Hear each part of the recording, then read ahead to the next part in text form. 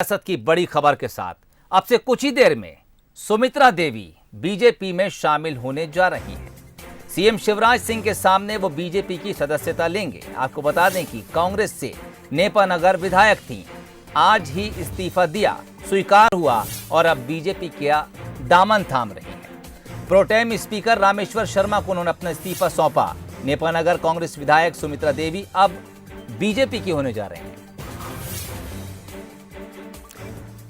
और आज शाम अब से कुछ देर में सीएम शिवराज सिंह चौहान से पूर्व विधायिका की मीटिंग होने वाली है। जुगल किशोर शर्मा इस वक्त हमारे सहयोगी सीएम हाउस के पास मौजूद हैं। जुगल, एग्जैक्ट किस पॉइंट पर आप और क्या कुछ देख पा रहे हैं?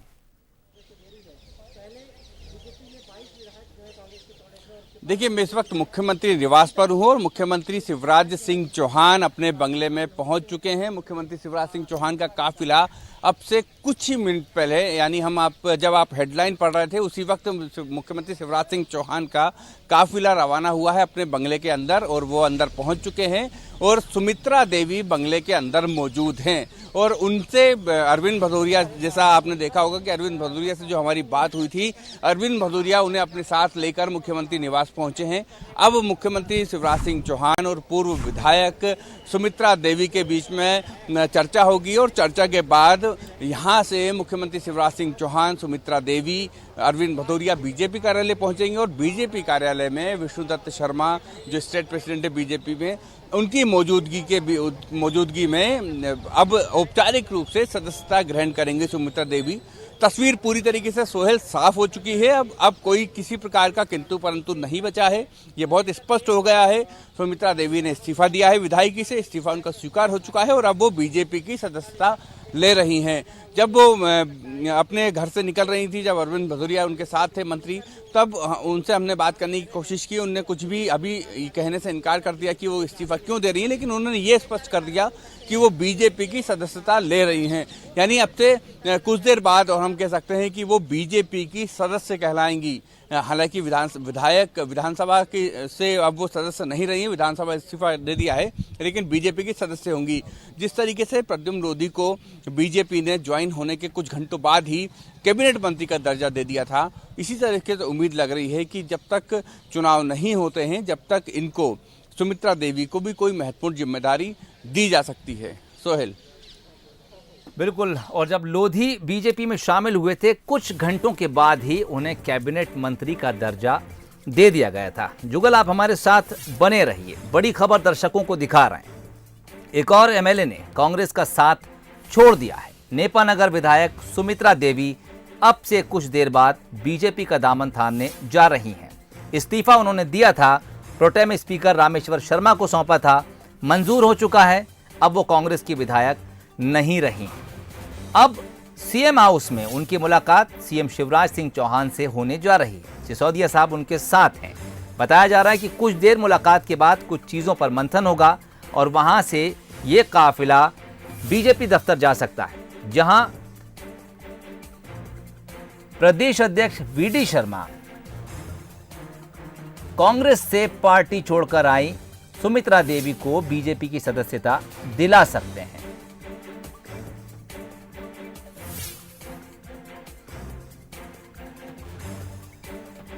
तो कुछ देर पहले विधायक विश्राम गृह से सुमित्रा देवी निकली और सीएम हाउस पहुंची। जिस वक्त वो विधायक विश्राम गृह से निकली, हमने वो नज़ारे भी आपको दिखाए थे।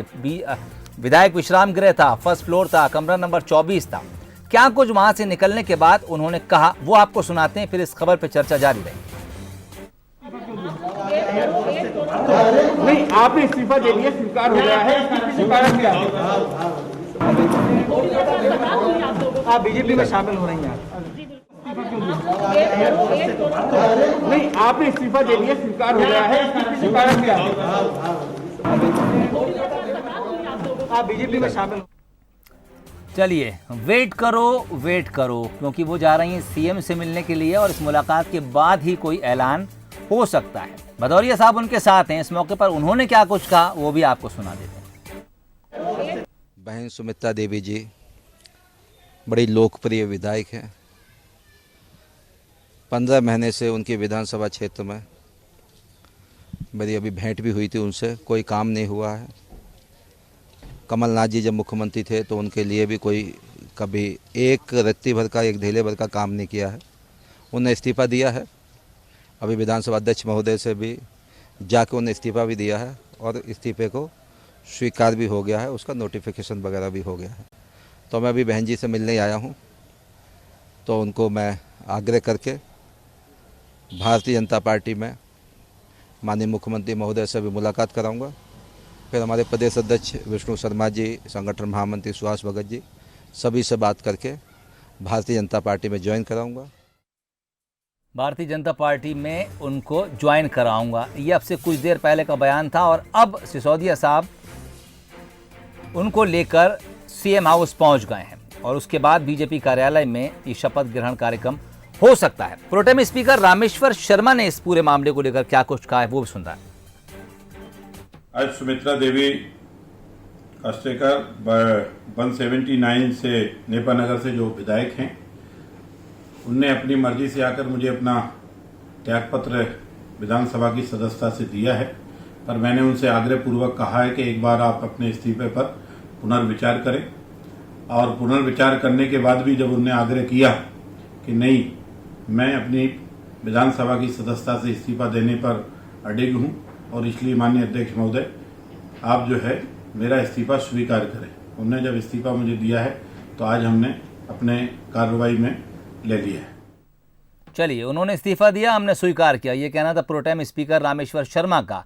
इधर सीएम शिवराज सिंह चौहान ने कहा है कि कांग्रेस डूबता जहाज है, आगे और भी इसके भीतर तोड़फोड़ होनी है। लेकिन इस पूरे मामले को लेकर पूर्व सीएम कमलनाथ चिंता नहीं कर रहे हैं। उनका कहना है कि मुझे इस बात का अंदाजा है और भी लोग जा सकते हैं, मुझे इसकी परवाह नहीं है। दोनों बयान आपको सुनाते हैं।